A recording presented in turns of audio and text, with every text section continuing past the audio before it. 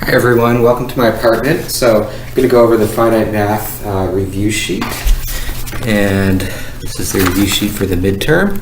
So I'm just going to go over the problems on the review sheet one by one, and you can watch this video to understand any of the problems you might be having difficulty with on the review sheet. Okay, so the first problem is a basic compound interest problem. $3,000 invested at 8% compound interest, compounded daily for 7 years. What is the amount after the 7 years? So you just have to use the compound interest formula.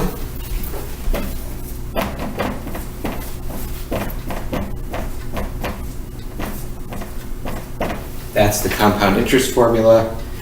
So I believe we have actually been using M. And you may remember that it's often written in this form with the I and the N, where I equals R over M, and N equals M times T. So you plug in the information given in the problem to the compound interest formula. It gives you the amount in terms of the principal, the interest rate divided by the compounding frequency raised, so 1 plus that raised to the M times T. Okay, so M is the compounding frequency, T is time. So let's just watch this all go into the formula. 3,000 is the principal, 1 plus I. So here I will be 8% divided by 365 for daily compound interest, and then we raise it to the M times T, so that's 365 times 7. Okay, so you plug this all into your calculator. If you plug it in with the right parentheses to get the right order of operations, then you should get the answer to be $5,251.70. Okay, so that's problem 1. All right, so the next problem is also a compound interest problem. So it is a bond, and the bond is supposed to become $16,200. That's its face value, 25 years in the future.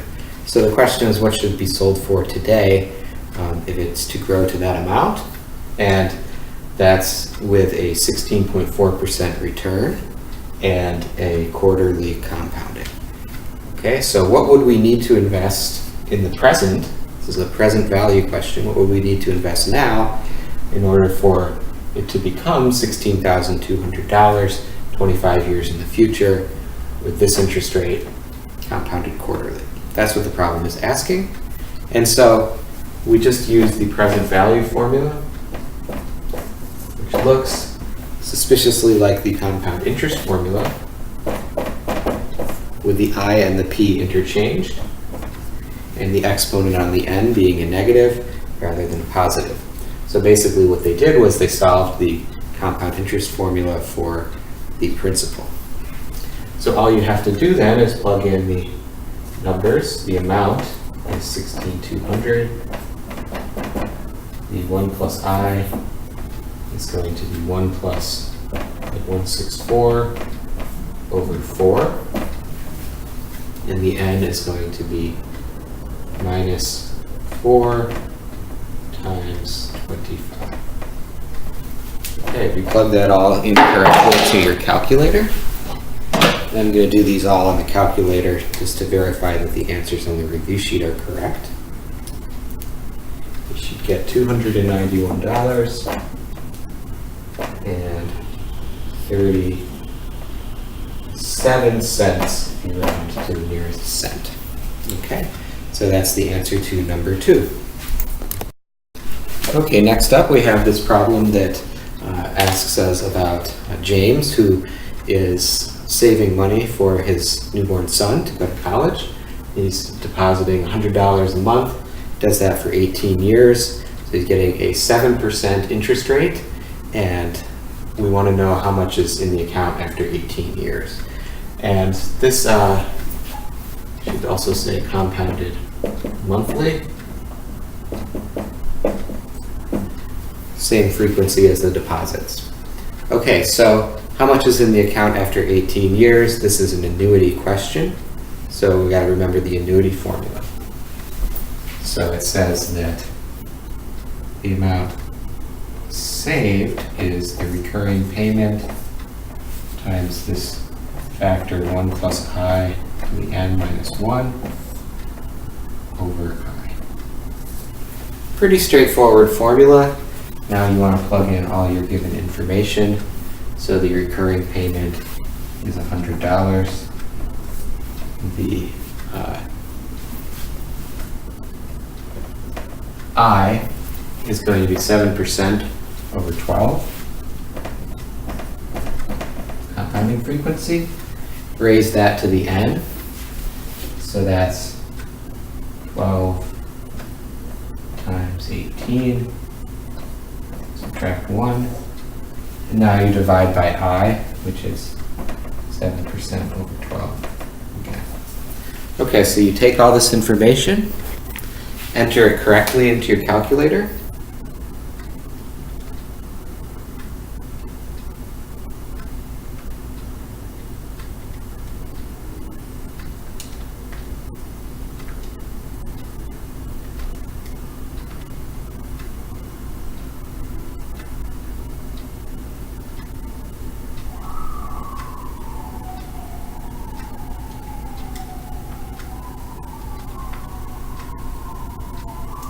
And you should get,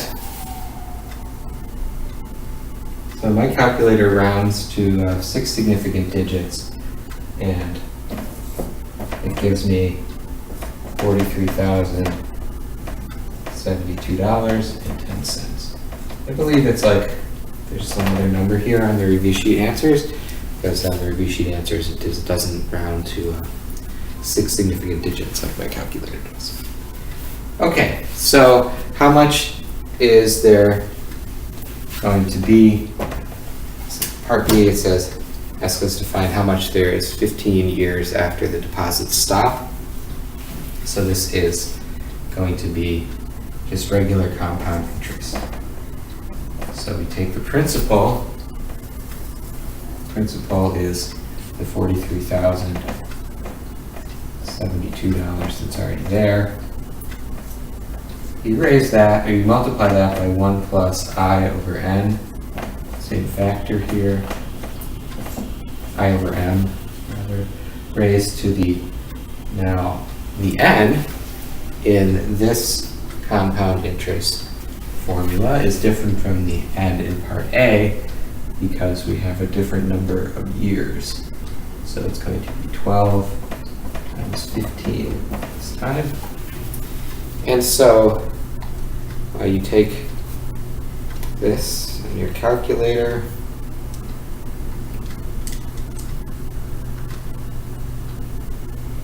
raise it, just do the calculation, 12 times 15. Okay, so you get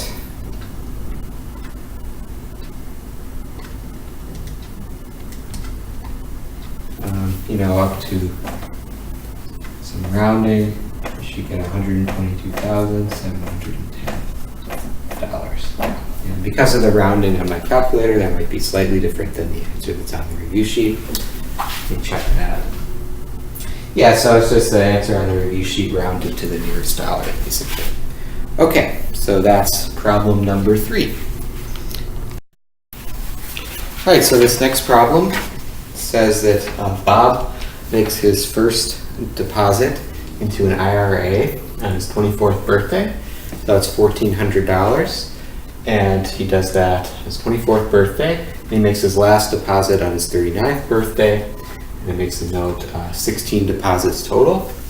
And then he lets the money grow until his 65th birthday. And this entire time he's getting 7.8% compounded annually. So the question is, how much does he have in the end? So basically what this is going to be is an annuity while he's making deposits into the IRA.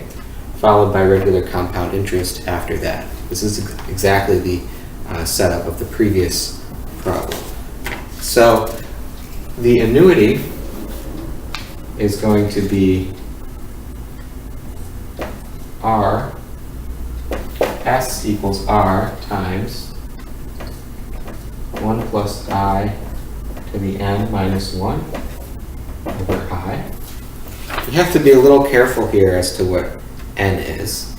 So it tells us there are 16 deposits total. And if you remember the deriving of the annuities formula, which you may not remember, deriving of that, n in that derivation was the total number of deposits. It's actually a larger number than the number of years here. So apparently larger, but there's kind of a thing that we did that you might remember that accounted for that discrepancy. So I mean, if you subtract 39 from 24, you see 15. It seems like he's making his deposits for 15 years. But actually, our convention was that each deposit occurs at the end of the year, right? So the deposit he makes on his 24th birthday can be considered as a deposit that's made at the end of the first year that he's doing this IRA, and that's the year in which he was 23 for the entire year. So it's really from age 23 to 29 to 39 that he's doing this. Okay, so long story short, the recurring payment is $14,000. The 1 plus I of course is the interest. I'm dividing just by 1 here because it's annual compound interest. The n is 16, and so you can work this out. So you plug that into your calculator, and you get a number in the order of $41,745.68. Okay, and that's how much he has on his 39th birthday. Problem says that he stops making deposits and lets this grow until he retires at 65. So he stops making deposits, it's ordinary compound interest.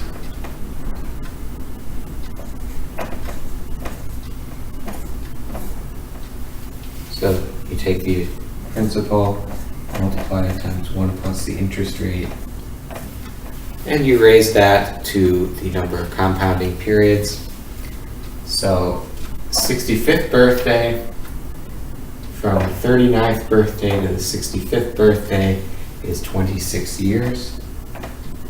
And since it's annual compound interest, that means there are 26 total compounding periods. Okay, so you multiply that out. Raise this to the power, multiply by that, you get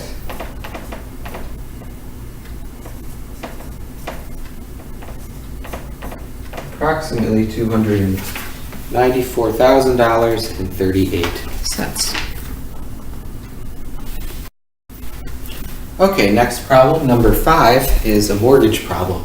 So it tells us that we're buying a home with a 30-year mortgage. The home is a $500,000 home. We're making a 20% down payment. We're doing 5% interest compounded monthly. And so it asks us for 2 things, our monthly payments and our total cost.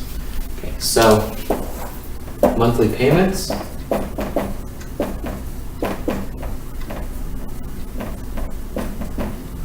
Okay, the monthly payments are going to be given by the formula that relates the two together. I'm trying to remember the notation I used for this.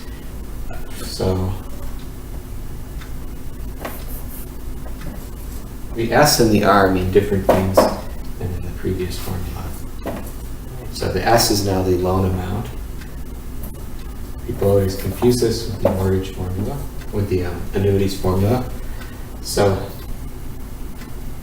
the formula looks very similar.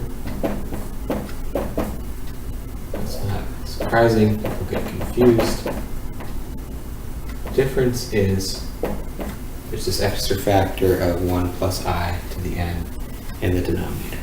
Now you can flip this over and solve for r. Flip the fraction over. The reciprocal.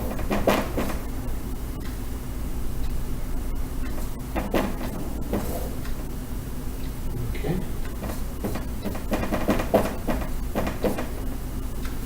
So r is going to be s times that fraction. Okay. Usually the payment is what you're trying to solve for. Okay, so monthly payments, you plug in your numbers. So your $500,000 home is getting a 20% down payment. 20% of 500,000 is 100,000. You subtract that down payment, and that means that your mortgage is going to have to be $400,000.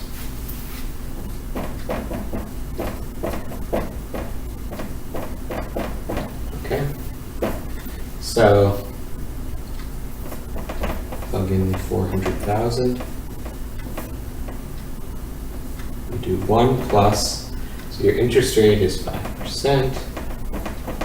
12, raise that to the 12 times 30. This whole thing gets multiplied by 0.05 for 12. And close parentheses, divide by 1 plus 0.05 for 12. 12 times 30, subtract 1. Okay. So punch all that into the calculator. Make sure you get your order of operations right. My calculator says that the monthly payment will be $2147.29. Okay. So that's on the review sheet, it's actually rounded to the nearest dollar. Now you want to do total cost. That rounding is going to make a difference in the total cost, actually. That extra 29 cents for 360 payments, it's going to be $100, something like that. So the total cost, right, is just this number times 360.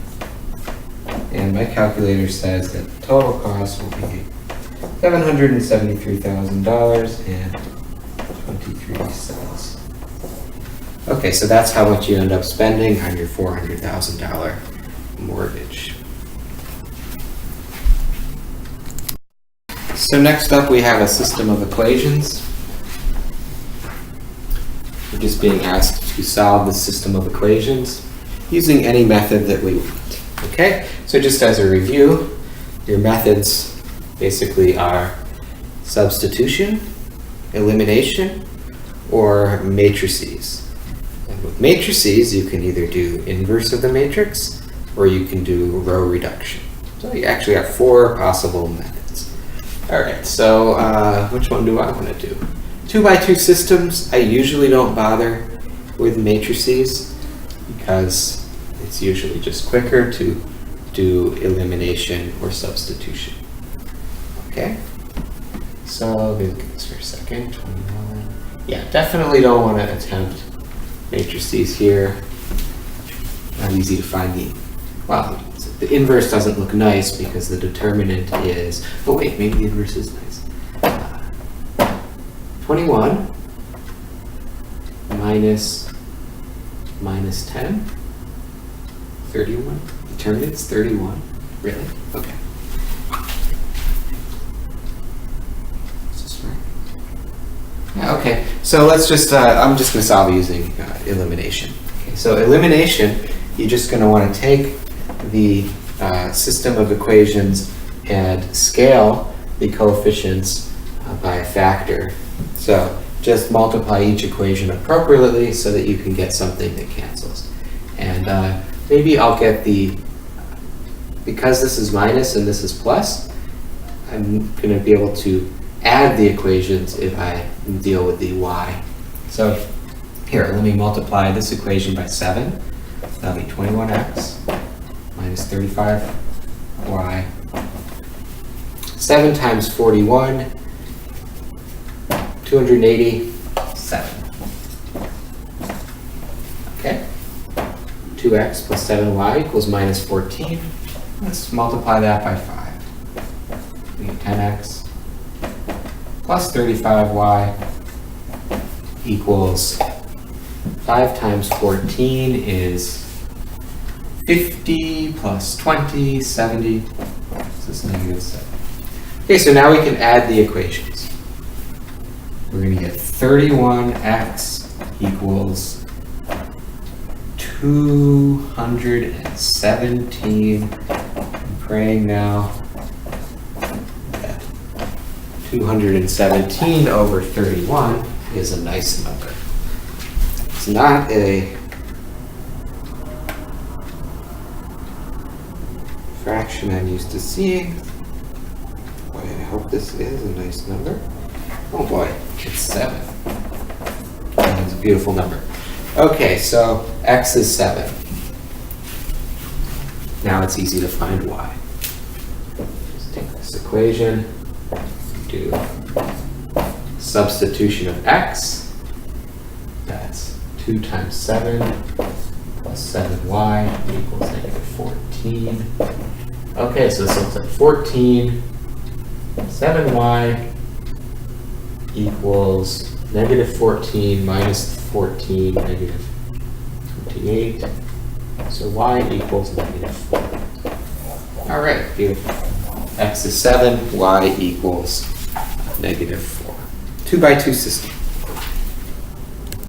All right, so we did a 2 by 2. Now, the next review sheet problem is a 3 by 3 matrix. So, I might as well do this one using row reduction, just for the sake of variety. So for row reduction, you take your system of equations and you write it as an augmented matrix. If you see any variables missing, make sure you line things up properly to account for that. For example, if this just said x1 minus 13x3, without this middle term, you'd want to make sure that the x1 goes here and the x3 goes here. And they may not nicely line that up for you. Here we're fine. 5, -9, 27, 4. Okay, so there is my augmented matrix. I'm going to erase the system. This precious little board space available. Actually, I have a second board available in my closet. Maybe I'll break that out if this gets too intense. So what I want to do is, I actually don't want to stand here and narrate what I'm doing because it requires some concentration. And I think a better thing would be for me to very carefully work this out. So you might want to fast forward this part. You might want to watch me sort of slowly do it. And then at the end, I'm just going to summarize what I did. Okay, so I'm going to turn my back, work this whole thing out, and keep track of all my operations, and then I'll summarize what I did.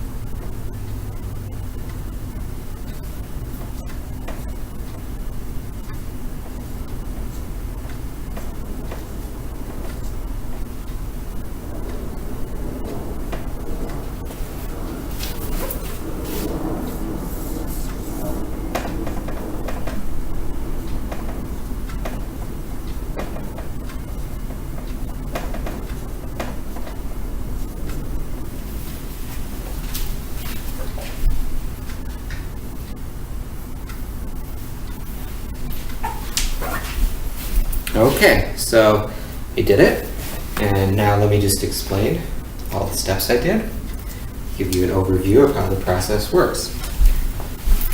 So, started with this matrix, the augmented matrix. I decided that I wanted to use this 1 here as a pivot, so I interchanged rows 1 and 3. It's useful to start with a 1 in the top left. That allowed me to do that. That pivot was then used to clear out rows 2 and 3 by subtracting 3 times row 1 from row 2. Okay, so this is row 2 minus 3 row 1. And subtracting 2 times row 1 from row 3. So subtract 3 times row 1 from row 2 and subtract 2 times row 1 from row 3. That puts zeros here and here. All the numbers here are a result of multiplying the numbers in row 1 by the factor showing up here, and then adding to the entry. So for example, this 9 here was a result of 5 times 3 subtracted from 24. Okay, so the result of the row operations I did is this matrix. Okay, so now I look at this and I say, well, the 9 and the negative 9. Ultimately, I want to get a 0 here. The usual thing to do, or one thing that you often do, is turn this into a 1, and then use it to clear out here. But I see I can clear out immediately by adding these 2 rows. So I'm going to add row 2 to row 3, and that'll become row 3. Okay, so row 2 plus row 3 goes into row 3, and 9 cancel, giving you 0, 24 and 23. Negative 24 and 23 gives negative 1. 15 and negative 17 gives negative 2. Okay? So now I'm at this state. I've got zeros below the diagonal. Now I'm going to use the negative 1 here to clear out above it. I could change the sign here, but I didn't want to write another matrix, and I realized I was running out of room, so I just chose to leave this as negative 1, negative 2, and use the negative 1 to clear things out. So I have to multiply by negative 24 and add to row 2. I have to multiply by a negative 13 and add to row 1. So negative 24 times row 3 is going to be added to row 2, and negative 13 times row 3 is going to be added to row 1. So the result of that is these zeros, and this number becomes a 63. This becomes a 30. Right? It was a negative 2 times 24 times negative 24 is 48, plus 15 is 63. Negative 2 times negative 13 is 26, plus 4 is 30. Okay, and that puts zeros here. Now the next step, I realize that I can divide this row by 9 to make this a 1, and this becomes a 7. It's 1 and 7. I divide this row by negative 1 to make this a 1 and this a 2. And now the last step will be to clear out this 5. So I subtract 5 times row 2 from row 1. That makes this a 0. 0 minus 0, 5 times 0, 7 times, so 7 times 5 is 35, subtracted from 30 is negative 5. So now we have identity matrix here, numbers here, that tells us the solution is negative 5 for x1, 7 for x2, and 2 for x3. Okay, next problem tells us to find the inverse of this matrix without using the calculator's matrix features. Okay, so finding the inverse of a 2 by 2 matrix is pretty straightforward. You can do it using row reduction. However, practically nobody does that because the formula for finding the matrix inverse for 2 by 2 is pretty simple. So what you do is, there are basically two things you have to do. And you got to do them both, right? Don't forget to do the first one. So first, you got to find the determinant.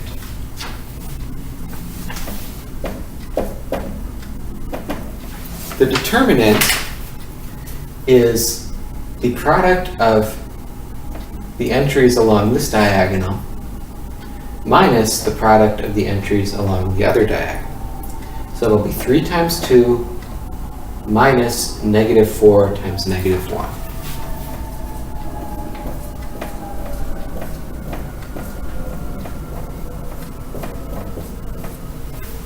Okay.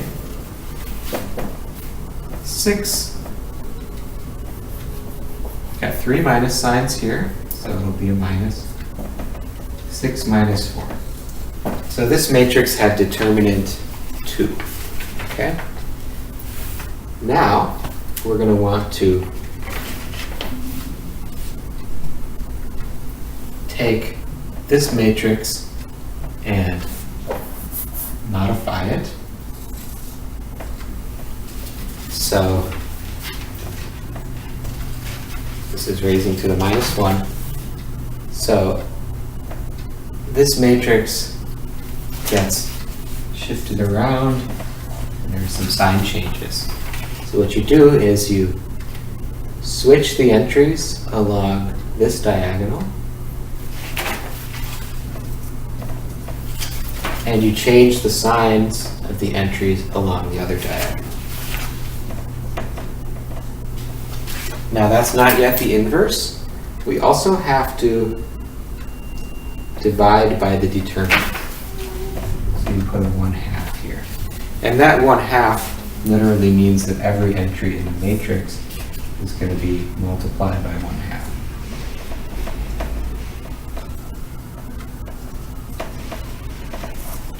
And so your final answer is this matrix right here.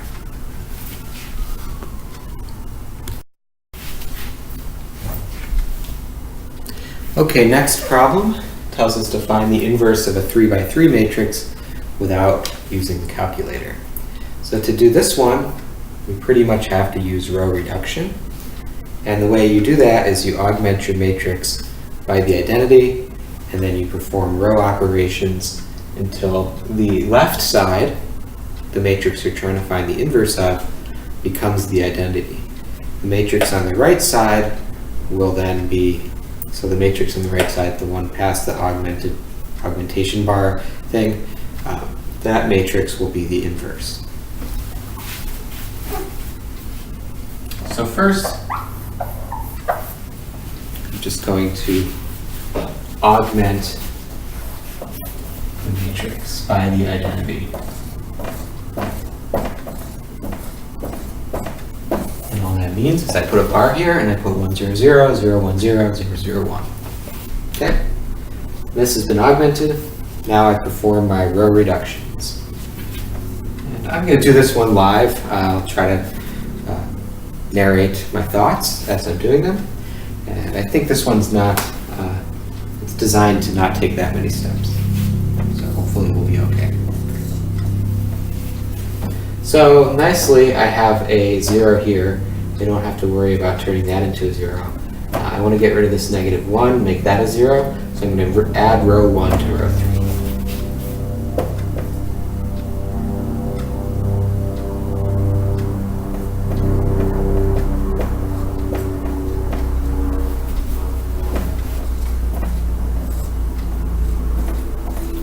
So adding row 1 to row 3. Let's just copy row 2. So adding row 1 to row 3. 1 plus negative 1 is 0. 2 plus 1 is 3. 0 plus 4 is 4. 1 plus 0 is 1. 0 plus 0 is 0. 0 plus 1 is 1. Okay, that's the first step. Second step. what should I do here? Let's take stock of the situation. So I want to, I see this nice pivot of a 1 here, and I can clear out above the 1 to get a 0 here. You can also clear out below it to get a 0 here. So I'm going to subtract 2 times row 2 from row 1.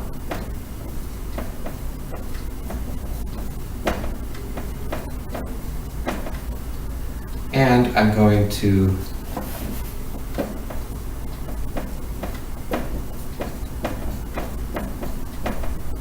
subtract 3 times row 2 from row 3.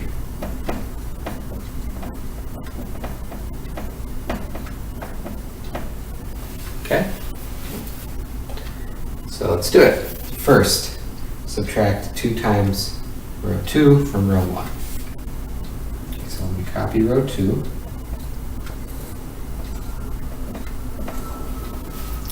I'm subtracting 2 times row 2 from row 1. So 2 times 0 subtracted from 1 is 1. 2 times 1 subtracted from 2 is 0. 2 times 1 subtracted from 0 is negative 2. 2 times 0 subtracted from 1 is 1. 2 times 1 subtracted from 0 is negative 2. 2 times 0 subtracted from 0 is 0. Now I'm going to subtract 3 times row 2 from row 3. Okay, so 3 times 0 subtracted from 0 is 0. 3 times 1 subtracted from 3 is 0. 3 times 1 subtracted from 4 is 1. 3 times 0 subtracted from 1 is 1. 3 times 1 subtracted from 0 is negative 3. 3 times 0 subtracted from 1 is 1. Okay, getting close here. I actually think this will be done in one more step, which is good. So the last step will be to use this 1 to clear out this 1 and this negative 2. To clear out the 1, I'm going to subtract row 3 from row 2. It'll be minus row 3, row 2 into row 2. And I'm going to actually add 2 copies of row 3 to row 1.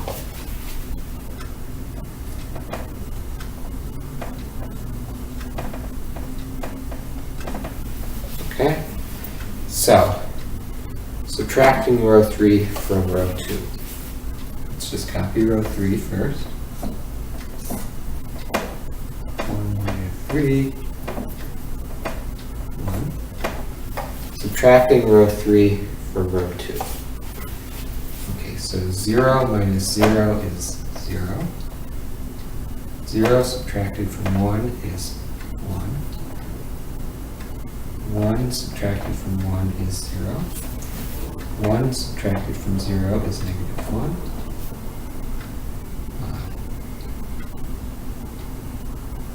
Negative 3 subtracted from 4 is from 1 is 4.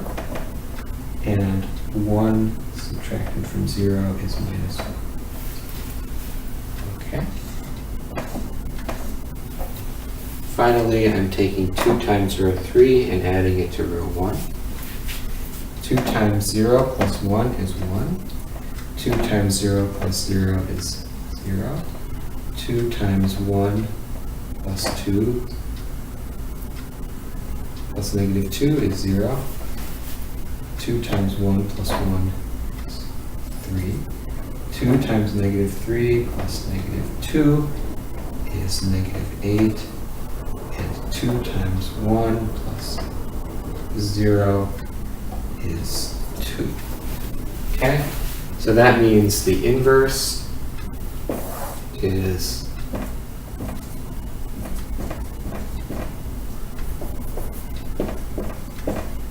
this matrix here. A lot of people just end up they show me what they did. They end up circling what's here. Probably won't take off points if you do that, but it's actually better to do this to show that you understand what you're finding. It's a matrix. This is the inverse matrix. Let me just, this was long and complicated. I'm going to consult the review sheet answers, make sure I did it right.